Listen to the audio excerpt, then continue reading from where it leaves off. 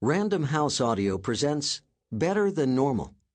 How It Makes You Different Can Make You Exceptional by Dr. Dale Archer. Read for you by Marc Cashman. To all of us who are different. Introduction. Doctor, am I normal? As a psychiatrist, I hear this question over and over again, far more than you might imagine. I hear it from friends, family members, patients, recent acquaintances, and folks I've just met for the first time. In today's world, people wonder whether what they think, feel, and believe, or how they act, is considered normal. What do we mean by normal? And what's so great about normal anyway? We are taught as children that we all have certain talents and abilities that make us special. If being normal means being just like everyone else, where's the fun in that? Shouldn't we prefer to be unique and embrace who and what we are? When it comes to our mental health, though, we still worry. If I'm a little impatient and sometimes have a short attention span, does that mean I have attention deficit disorder? Because I have high self-esteem and like it when others pay attention to me, does that make me a narcissist? What if I have occasional mood swings? Could I be bipolar? The answer to these questions, for most people, is no, no, no. Yet there are a handful of personality traits that can be a part of a normal character, but that when present in the extreme, can be abnormal and cause people trouble and even elicit a psychiatric diagnosis. These are the traits that people worry about the most, but they are also the very traits that define who we are. They are the traits that have the potential to make us genuinely special and even great. This book is about the 8 most common and most important of these traits. It's important to say that most of us have many, even all of these traits to some degree. It's about learning to identify which traits are dominant. It's about recognizing how those traits can cause you trouble. And most important, it's about learning how you can put your dominant traits to work for you. For example, have you found a way to put your adventurous nature to focused and productive use? Or does it propel you dizzily from one activity to the next, never finishing what you start? Have you been able to make your perfectionism fulfilling and valuable? Or does it more often feel like an obsession that's overwhelming to you and frustrates others? How about your anxiety? Does it spur you into action or disable you with fear? Looking closely at your personality profile can be a scary thing. At first, you might not like what you see. It may make you worry about yourself or about others around you, a child, a spouse, a friend, or a colleague. You may compare yourself to the horror stories portrayed in the media of seemingly ordinary people who turn out to be crazy. You begin to wonder if perhaps you should be evaluated, or go to therapy, or even take medication to help tone down that perfectionism, or rein in the adventurousness, or replace magical thinking with a more logical approach, so you'll be more like everyone else and be normal.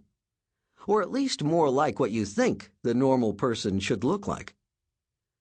I have been considering these questions with my patients for 25 years. And I have also asked myself these questions, especially at critical turning points in my life and my career. I know that they can be difficult because they usually involve change, which means contemplating a new way of thinking and being. Many times it feels easier to struggle along with normal than to take the leap and embrace who we really are. For me, one of those periods of questioning came in the summer of 2008 in, of all places, Las Vegas. But the story begins in Lake Charles, Louisiana. In 1987, I had just finished my psychiatry residency. With my wife and 2 kids, I moved back to Lake Charles, a beautiful little town just west of New Orleans, where I was born. I grew up in Lake Charles, my parents still lived there, and I had decided to establish my psychiatric practice there. I remember the tremendous excitement that came from starting my own clinic. My adventurous nature made me eager to try out fresh ideas and provoke changes in the profession. In short, I felt ready to make a difference and to try to change the world. I'd only been in town a few weeks when I got a call from Jan Hardy, the anchor of a local TV news program. She explained that she was doing a series on health issues and wanted me to come on her show and talk about, and this is where she caught me by surprise, depression. People didn't talk about depression very much in those days, but Jan sounded smart and nice and knowledgeable on the topic, so I said sure. A pretty amazing thing happened when Jan and I got on the air together. Not long after she started the interview, Jan revealed that she herself suffered from depression. Not only that, she told the world that she was taking Prozac, one of the early antidepressant medications. The drug became world famous in 1993, the year that Peter Kramer published his best-selling book, Listening to Prozac. Today, no one thinks much about it if you admit you're on meds for depression. In fact, in some circles, they may be surprised if you say you're not. But in Louisiana, in 1987, it was a huge admission for anyone to make, let alone a TV personality, and on a live show no less. It was a bombshell, really. Depression, in fact, any kind of mental illness, carried a real stigma at the time. It was okay to be a little down, sure, but flat out can't function depressed? That was not something most people would admit to. Jan's revelation sparked an interesting dialogue between us on air. I said that the medical community had learned a lot about depression in the past few years, that we had come to think of it as a medical condition caused by a chemical imbalance in the brain. And just like any other medical condition, diabetes, heart disease, high blood pressure, depression could be successfully treated with medicines. Prozac, while the best known at the time, was just one of several antidepressants available. After the show, Jan told me she thought it had gone really well. A few days later, she called me again and said that she had gotten a lot of positive responses from her viewers, as well as from the station management. She asked if I'd be interested in doing a regular appearance on her news program. "I've been stigmatized because I have depression," she told me. "I'm sure others have too. I'd love you to talk about how psychiatric problems like these come about as the result of a medical condition." For the next 2 years, Jan and I did a 5-minute segment every Monday at noon. I'd talk a little bit about the latest findings related to depression, bipolar disorder, OCD, and other mental health conditions, and then we'd take comments and questions from viewers. It was new ground for the people of Lake Charles, Louisiana in the late 80s, and it was considered a big deal. Not only was that the start of my media career, it gave me a better understanding of my own dominant traits. I saw that the combination of confidence, along with the pleasure I take in helping others on a much larger scale, could bring me fulfillment beyond the clinical practice of psychiatry.